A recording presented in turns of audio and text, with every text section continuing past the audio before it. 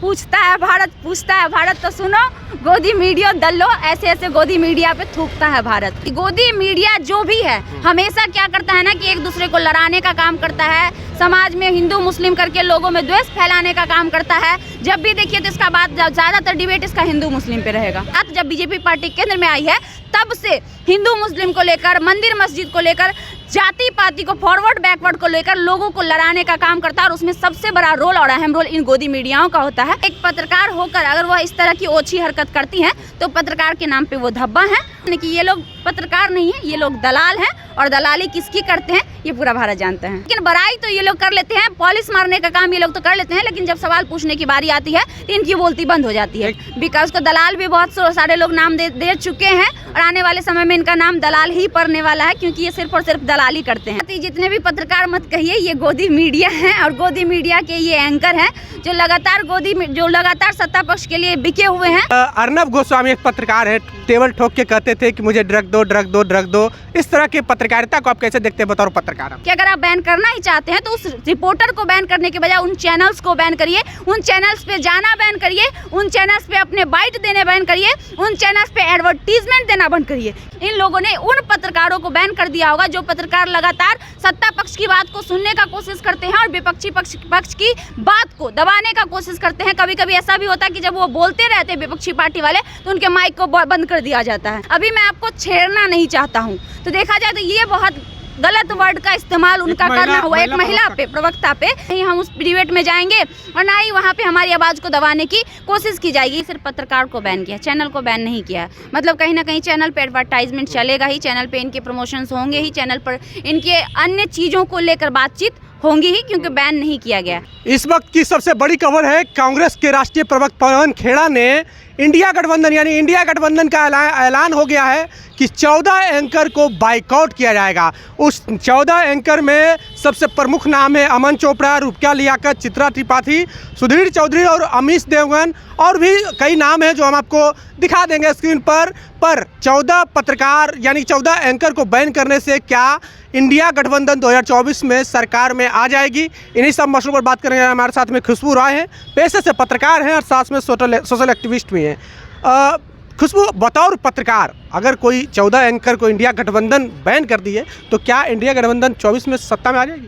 देखिए, सत्ता में आना ना आना इससे कोई मैटर नहीं करता। इसलिए मैटर नहीं करता कि उन्होंने सिर्फ पत्रकार को बैन किया, चैनल को बैन नहीं किया। मतलब कहीं ना कहीं चैनल पे एडवर्टाइजमेंट चलेगा ही, चैनल पे इनके प्रमोशंस होंगे ही, चैनल पर इनके अन्य चीज़ों को लेकर बातचीत होंगी ही, क्योंकि बैन नहीं किया गया। और कुछ चुनिंदे पत्रकारों को बैन किया गया। बैन क्यों किया गया, थोड़ा बहुत उसका हम रीज़न बताना चाहेंगे आपको। बैन करने का वजह है, लगातार ऐसा पाया जा रहा था कि जब भी ये डिबेट होता था और ये पत्रकार जिनका आप नाम ले रहे हैं, रुबिका लियाकत हो गई, चित्रा त्रिपाठी हो गई, चाहे आप सुधीर चौधरी हो गए, चाहे ये 4-5 जो मुख्य नाम है, इनका डिबेट जब कभी भी होता था तो ऐसा पाया जाता था कि वहाँ पर जो प्रवक्ता मौजूद होते थे, तो जब बीजेपी की यानी कि सत्ता पक्ष की बारी आती थी, ये लोग बड़े ही इत्मीनान से उस बात को सुनते थे।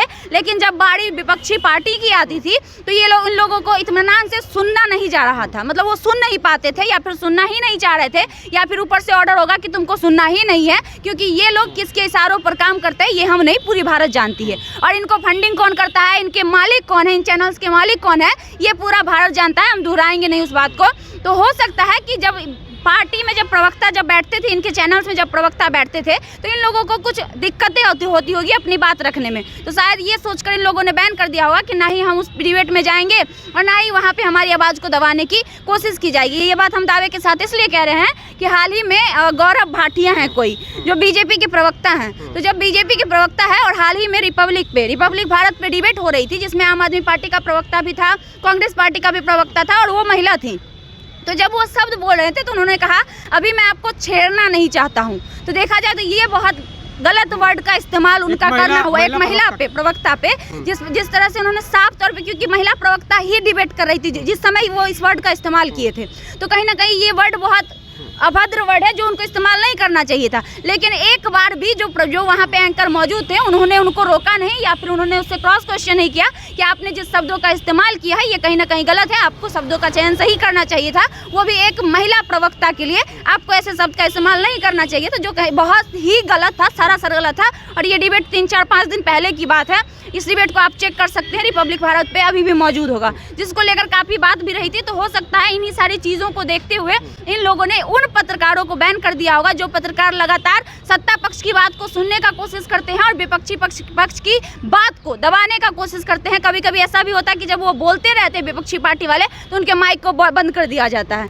ये सारी चीज़ें हमेशा दिखती रहती है, तो ऐसा हुआ होगा शायद जिस वजह से इन्होंने ऐसा किया। लेकिन हम कहना चाहेंगे विपक्षी पार्टी से हमारी एक आग्रह होगी कि अगर आप बैन करना ही चाहते हैं तो उस रिपोर्टर को बैन करने के बजाय उन चैनल्स को बैन करिए, उन चैनल्स पे जाना बैन करिए, उन चैनल्स पे अपने बाइट देने बैन करिए, उन चैनल्स पे एडवर्टीजमेंट देना बंद करिए। क्योंकि सबसे बड़ा मजबूती अगर किसी चैनल को कुछ देता है तो वो इनकम सोर्स ऑफ इनकम देता है, और सोर्स ऑफ इनकम सबसे ज़्यादा अगर टीवी चैनल्स का होता है तो वो एडवर्टीजमेंट्स होता है। ये सारी दुनिया जानती है। तो अगर आप बैन ही करना चाहते हैं तो फिर सब कुछ से बैन करिए। सिर्फ महज 2-4 पत्रकारों को बैन करके आप क्या साबित करना चाहते हैं? उसका सब कुछ मजबूती में ही रहेगा। वो लगातार जो पॉलिश मारने का काम सत्ता पक्ष के लिए करती है वो करेगी ही, हमेशा जैसे गुणगान करती है सत्ता पक्ष का वो करेगी ही, क्रॉस क्वेश्चन वो सत्ता पक्ष से करेगा ही नहीं। तो इससे आपको कोई बेनिफिट मिलने वाला नहीं है।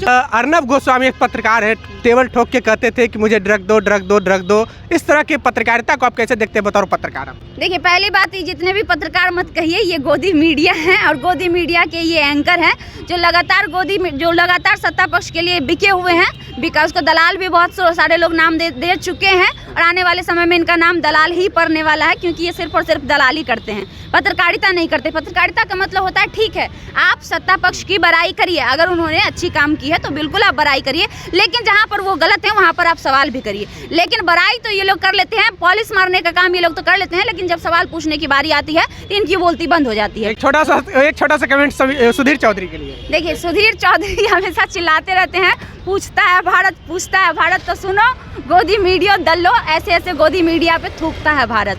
समझे? इन लोगों को लगता है कि गोदी मीडिया वालों को कि हम ऐसा करके तीर मार रहे हैं, तो आने वाले समय में धीरे धीरे सब समझ रहा है कि गोदी मीडिया जो भी है हमेशा क्या करता है ना कि एक दूसरे को लड़ाने का काम करता है, समाज में हिंदू मुस्लिम करके लोगों में द्वेष फैलाने का काम करता है। जब भी देखिए तो इसका बात ज़्यादातर डिबेट इसका हिंदू मुस्लिम पे रहेगा।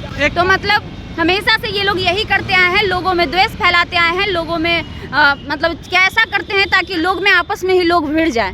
इस तरह की हरकतें ये लोग करते रहते हैं। तो हम चाहेंगे ऐसे ऐसे पत्रकार के साथ साथ ऐसे ऐसे टीवी चैनल को भी बाइकआउट करना चाहिए, क्योंकि आज हमारे समाज में, पहले हमारे समाज में ऐसा नहीं होता था। पहले हिंदू मुस्लिम में इतनी लड़ाइयाँ नहीं होती, क्योंकि हमारे भारत का ही स्लोगन था हिंदू मुस्लिम सिख ईसाई हम सब भाई भाई। और पिछले 70 साल से हम लोग इस स्लोगन पे बड़े ही अच्छे से रह रहे थे और बड़े ही अच्छे से काम कर रहे थे, कहीं पे भी कोई दिक्कत नहीं था। लेकिन 2014 के बाद जब से बीजेपी पार्टी केंद्र में आई है, यहाँ की बात करें, आई तो इससे पहले भी एक बार, लेकिन इधर की बात पूर्ण बहुमत के साथ जब बीजेपी पार्टी केंद्र में आई है, तब से हिंदू मुस्लिम को लेकर, मंदिर मस्जिद को लेकर, जाति पाति को, फॉरवर्ड बैकवर्ड को लेकर लोगों को लड़ाने का काम करता है, और उसमें सबसे बड़ा रोल और अहम रोल इन गोदी मीडियाओं का होता है।